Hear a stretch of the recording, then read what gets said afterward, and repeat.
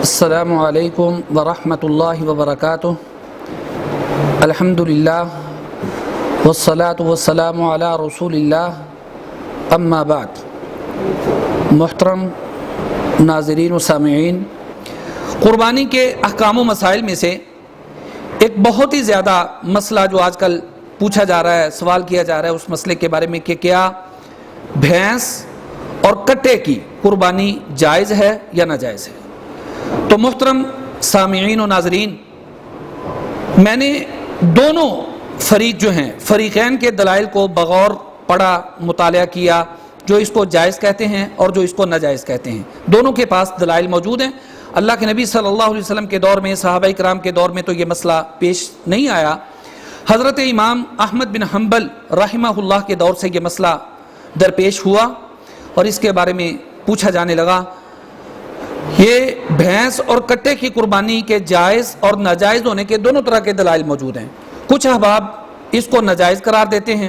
وہ یہ کہتے ہیں کہ قرآن مجید میں اللہ تعالیٰ نے جو فرمایا ہے کہ وَلِكُلِّ أُمَّةٍ جَعَلْنَا مَنْسَكًا لِيَذْكُرُوا اسْمَ اللَّهِ عَلَى مَا رَزَقَهُم مِّن بَهِيمَةِ الْأَنْعَامِ، یہ بہیمۃ الانعام کے اندر بھینس اور کٹا شامل نہیں ہے،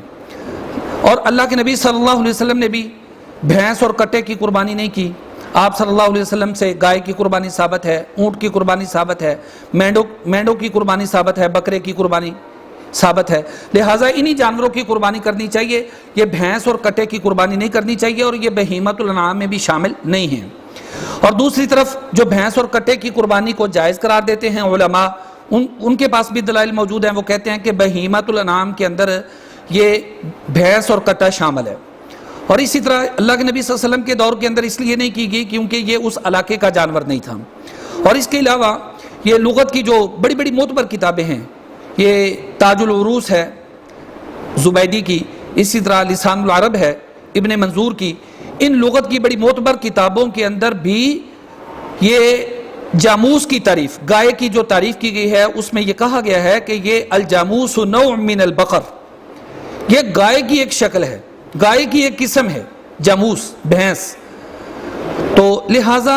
دلائل دونوں طرف موجود ہیں۔ تو میرے خیال کے مطابق اس مسئلے میں خام خواہ بحث کرنے کی بجائے، اس مسئلے کے اندر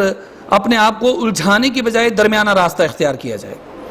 کہ اگر منڈی کے اندر، مارکیٹ میں، بازار میں اگر اونٹ موجود ہے، گائے موجود ہے، بکرا، دمبا، چھترا،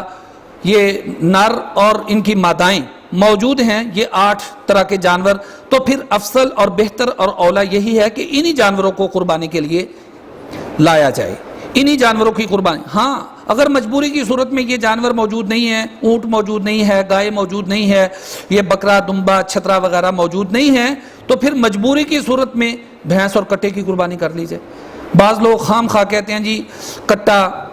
سستا میسر آ جاتا ہے، کٹے کا گوشت یہ بچھڑے کے گوشت کے مقابلے میں زیادہ لذیذ اور زیادہ اس طرح کے لذیذ ہوتا ہے، اس طرح کی باتوں کو بنیاد بنا کے سر دست بھینس اور کٹے کی قربانی نہ کی جائے۔ اگر دوسرے جانور میسر اور موجود نہ ہوں تو پھر مجبوری کی صورت میں گائے اور کٹے کی قربانی کر لی جائے۔